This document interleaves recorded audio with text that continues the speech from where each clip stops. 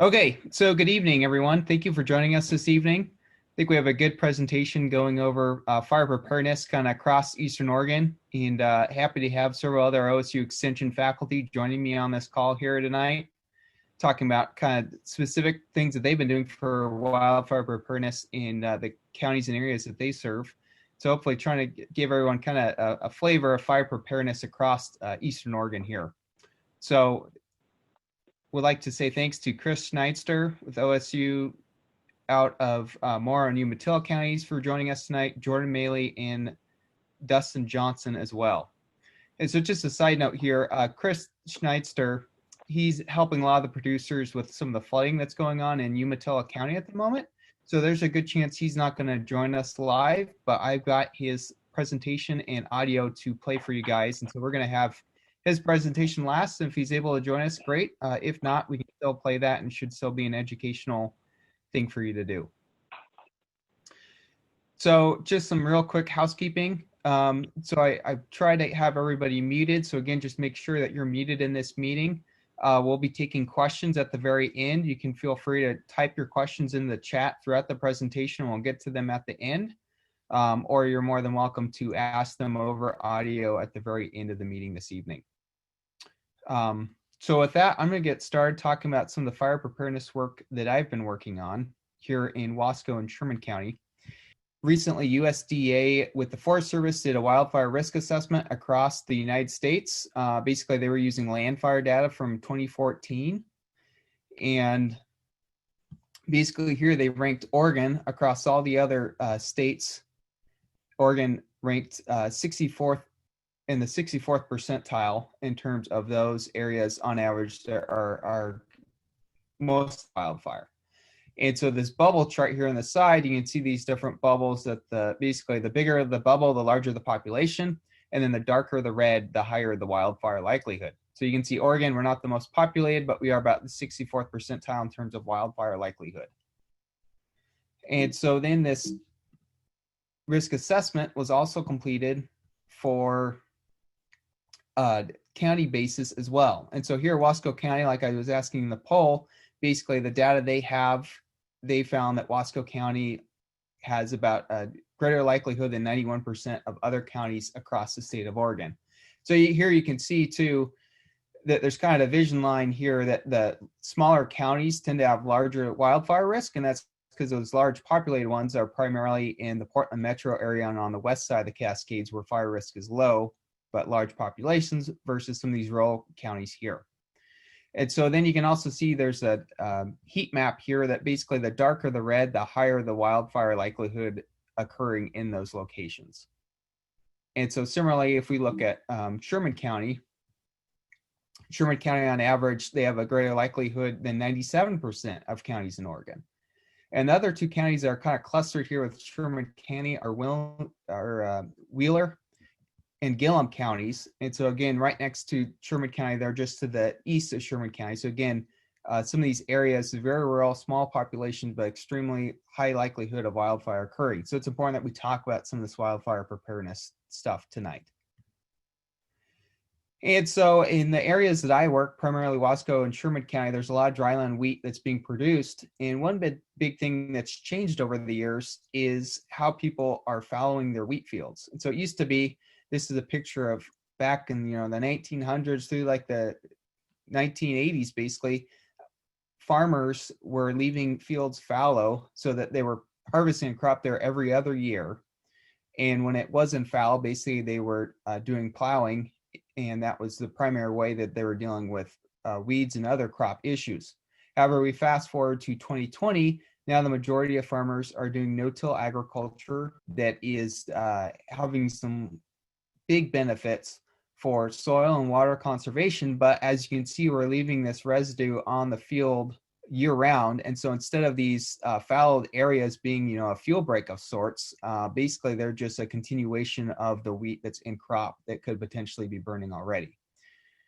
And so definitely the 2018 substation fire, suddenly we found that these fallowed fields that had all this residue on the field still are extremely flammable, and it's really hard to get in there and try to stop and put the fire out. And so it's kind of a learning lesson that we're becoming more aware of the wildfire hazard on some of these wheat areas that we didn't before. And the other thing is that we have a lot of other land surrounding the wheat fields that have high annual grass cover that are extremely flammable. So this is an interesting platform that you can take a look at. That this is what they call the Rangeland Analysis Platform. I sent you guys a link to it in the chat there with a few other resources right when the meeting started tonight. And basically, they're using satellite data to look at imagery and figure out what the annual forb cover is and annual grasses. And they also use this for perennial grass cover, shrub cover, tree canopy cover. And so what I'm really trying to show here on this map here is just all of the white are areas that are basically in crop production, in this case, wheat production. And so you can see those wheat fields have flammable fuels, and then they're surrounded by these areas that often have high densities of annual grasses that are very flammable. And so also within this rangeland analysis platform, you can look at fire boundaries for selected years from 1984 to 2017. And so here, this is imagery from 2008. And you can see, again, plenty of annual grass and forb cover. And then these red polygons are burn perimeters. And so this is a way to see, where are the fires occurring over the years. And particularly in my region, we have a lot of fires that happen down in these river canyons that they're really steep. It's hard to get firefighters in there. And they often, as you can see here with the imagery, they have dense annual fuels that burn quite well in those environments. And so after the 2018 substation fire, and as I've shown, we definitely have a risk with wildfire in this dryland wheat country. And so Oregon OSHA worked in conjunction with the Oregon Wheat League to come up with these new guidelines, which, talking to OSHA, these are requirements. The information that they have within this brochure, unless they use words that indicate that, it's an optional thing, the verbiage that they have inside this new plan they came out with are requirements that dryland wheat producers and ranchers and other ag producers need to consider on their operations starting this fire season. And so basically what this brochure does is that it requires that producers have action plans for emergencies, have a fire prevention plan, and then do a job hazard analysis for determining what PPE their employees need to have access to and able to safely engage in a wildfire on their property. And so the next couple slides, I'm going to kind of go into detail what some of these new OSHA requirements are, and they're also good preparedness tips that any landowner in the eastern part of the state should consider. So this is a cover sheet, basically a table going over what the requirements are for the action plans that OSHA would like for producers to have. And so I'm not going to go into this too much. I'm going to try to share this with you in the chat as well. A lot of information there, but basically those three main plans. So an emergency action plan, basically it's three primary parts. That number one, who are you going to be contacting when emergency happens? And with agriculture, I think it's more complex than just a business or just a home.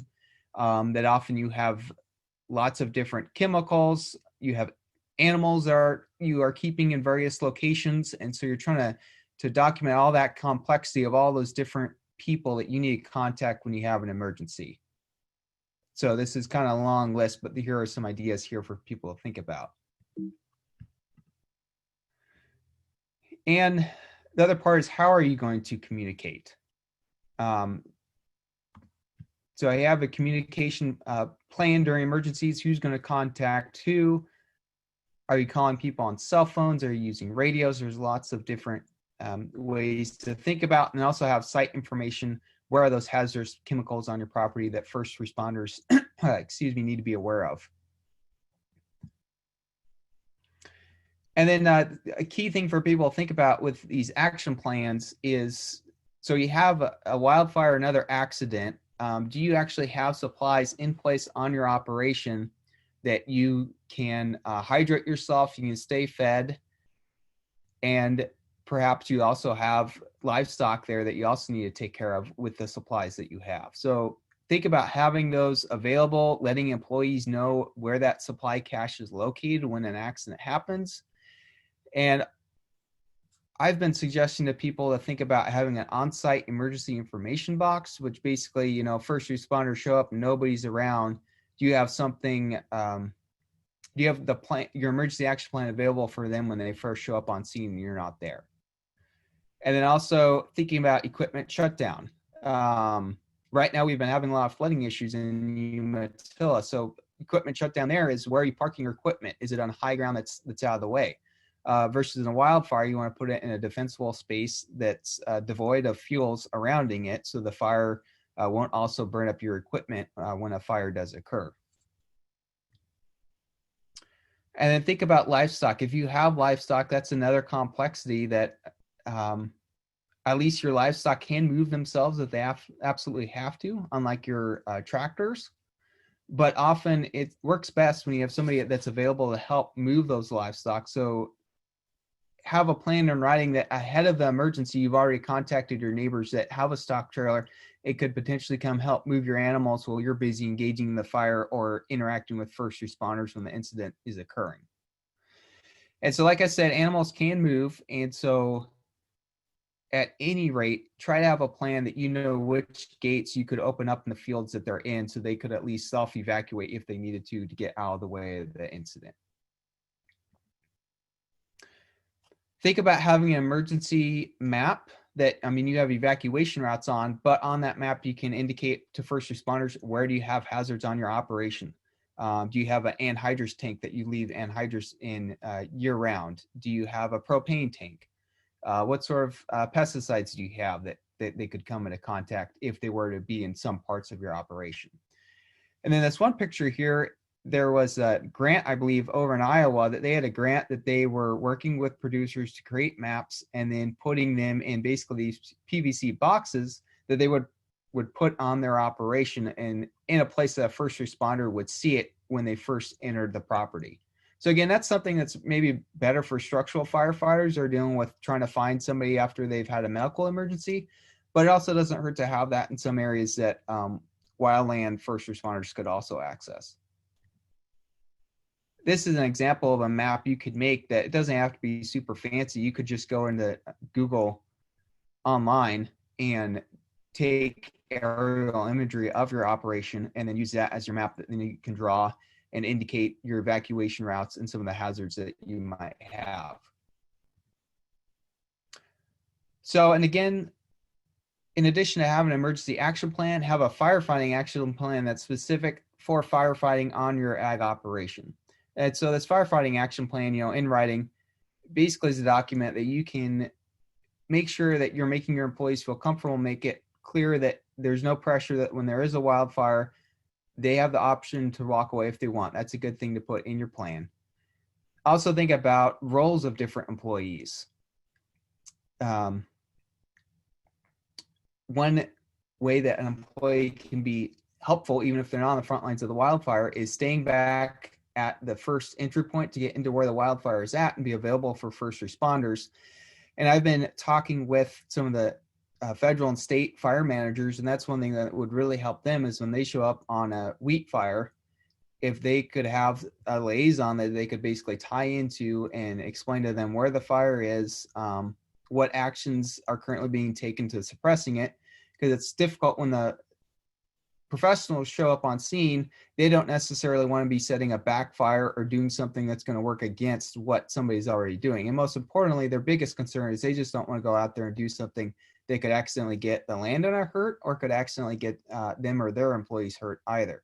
So having somebody available to actually talk with them can really help. So, I mean, if you have an older person in your operation or even a younger person that you don't necessarily want out next to the flames, there are different roles that you can have them do to help your operation. So this is basically page 6 of that EAP that I shared with you, going over the firefighting action plan. And so who's fighting the fires, types of firefighting.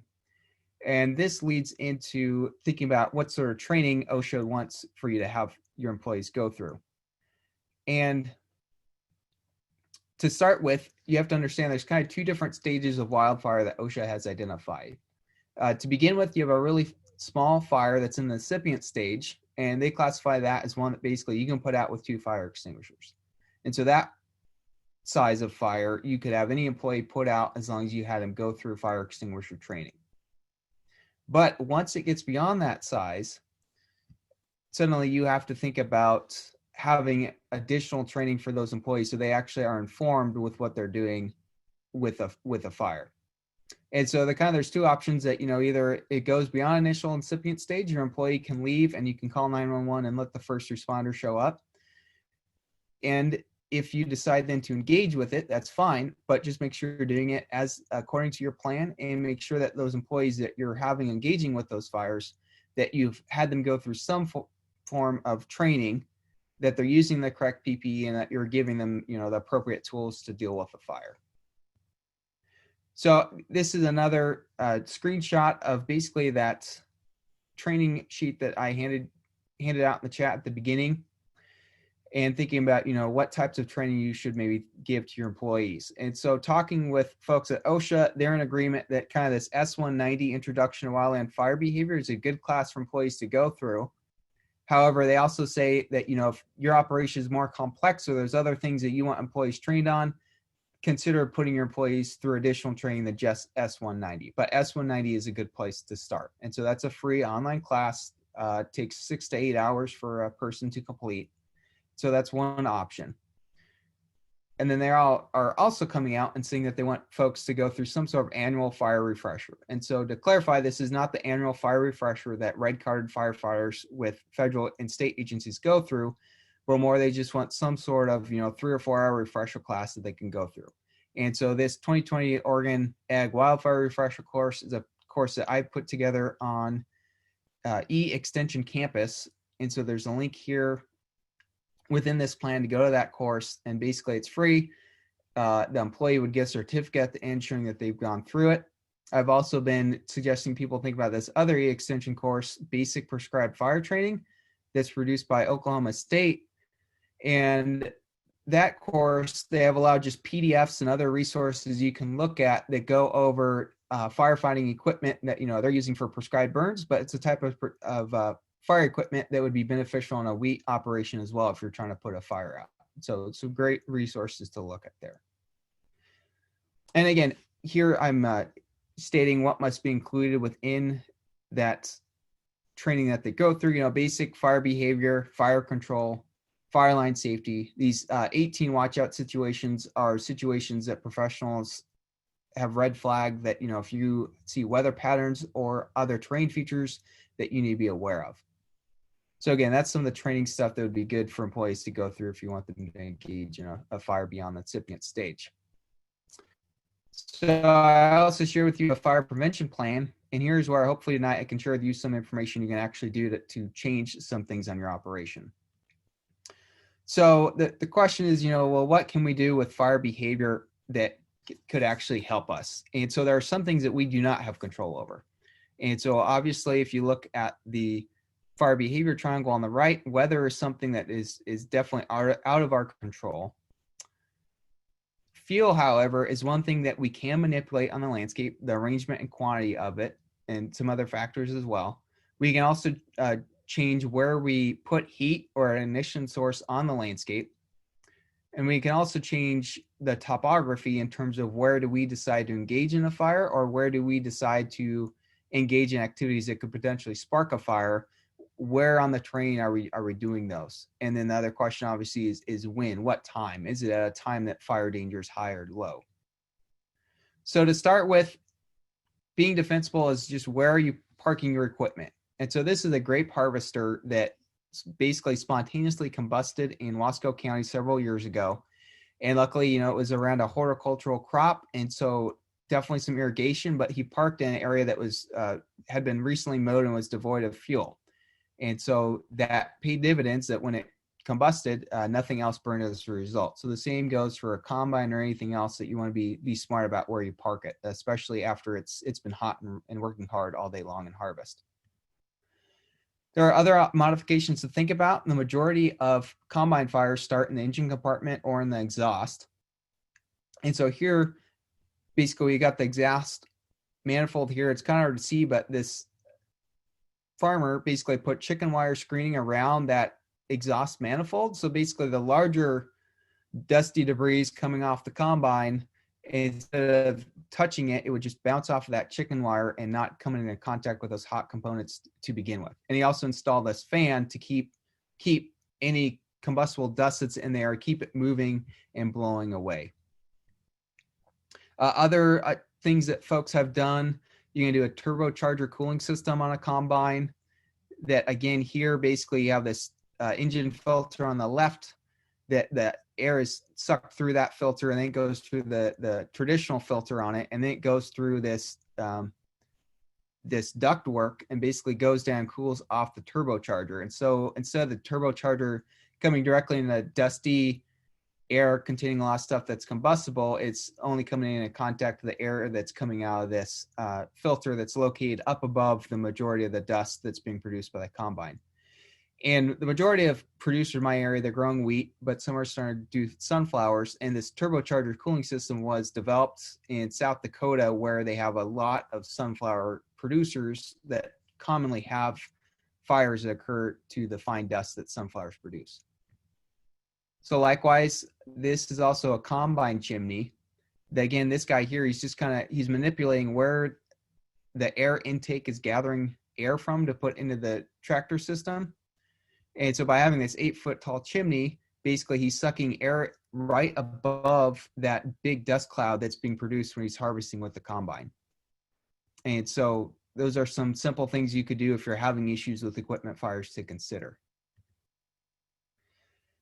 And then also thinking about, when do we engage in activities on the landscape that could potentially spark a fire? And so the new OSHA requirements, they come out saying that they want producers to establish shutdown criteria. And so to be clear, they're not coming out and saying what those criteria have to be, but they just want producers to have something in writing that they will not harvest under certain fire conditions. And so one approach to this is just simply, we have a red flag warning. We will not harvest that day, but we can still do other mechanical work on the ranch. So again, just this is going over what those red flag warnings are. Basically, that's when you have extreme low relative humidity combined with hot temperatures and windy weather patterns, and or you have thunderstorm activity that is occurring at the same time. And so I'm aware that several producers will not be happy with this as a solution, because red flag days, often they come up just because of high lightning danger, that the actual conditions on the landscape are such that they're not hazardous to them immediately. Obviously, if you have thunderstorms that are occurring later in the day, you're going to have winds and other hazardous weather patterns that could happen that could create hazardous fire conditions if you sparked something. But I'm trying to promote a more adaptable approach. And it's interesting, in Australia, wheat producers there have already been coming up with these voluntary plans to basically minimize fires that are occurring in their wheat crops. And so they come out and have this voluntary wheat harvesting table that basically on a given day, they figure out what the temperature is and relative humidity of the day is. And then in yellow here, they have different average wind speeds. And so basically what the Australians came up with is they have this system that they have a grassland fire danger index. And once that index exceeds a threshold of 35, then they want wheat producers to voluntarily decide to stop harvesting. And that grassland fire danger index of 35, basically that's at the point at which the fire weather is such that if they had a fire that occurred, they would not be able to successfully put it out in a quick manner. And so basically they're saying, if it gets hot enough that you spark a fire and for sure you're probably not going to be able to get a handle on it, you probably shouldn't be out there harvesting. And so I like this approach in that it's adaptable, in that you could have a red flag day, but you could still be harvesting potentially if the wind speeds were low enough while you were harvesting that day. And so again, this table here helps put this idea in more of an American context, that we have temperature in red in Fahrenheit, not Celsius, and then relative humidity. And so basically, you find out what your temperature is for the day and what your RH, and then you figure out up to what wind speed would be safe to continue to harvest. And another idea is just simply, a wheat producer come out and say, I will not harvest when the wind speed is gusting above 25 miles per hour.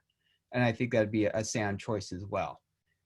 Basically, the idea is, if you accidentally did spark something, is that going to happen when weather is susceptible for you to actually put it out, or is it happening when you have wind gusts of 35, 40 miles per hour in the late afternoon, in which case it's going to be really hard for you to put that fire out. Another thing with the OSHA requirements, they're coming out with these job hazard analysis that you have to do for your operation. That's very similar to what ag operators are already doing for pesticide and herbicide and other operations that they do. But when you think about PPE for ag wildfire, I really suggest to people, the big takeaway is you don't necessarily need to be wearing Nomex like the professionals. This image here is from a prescribed burn in Oklahoma in the tall grass prairie there. And so here you can see you have somebody in the background with a federal or state agency. They're wearing their Nomex versus these ranchers here that, are in their chaps and jeans. And so really the big takeaway is, when you're engaging with fires, do not be wearing synthetic clothing such as nylon or polyester, because with those materials, basically when they get hot, they melt and then they basically adhere to your skin. So then you have a serious burn, you have clothing that's stuck to you. It's a very painful situation. So basically wear cotton material such as jeans, anything that's 100% cotton, and that's going to be a safe shield to help protect you from those flames. But synthetics are definitely a big no-no.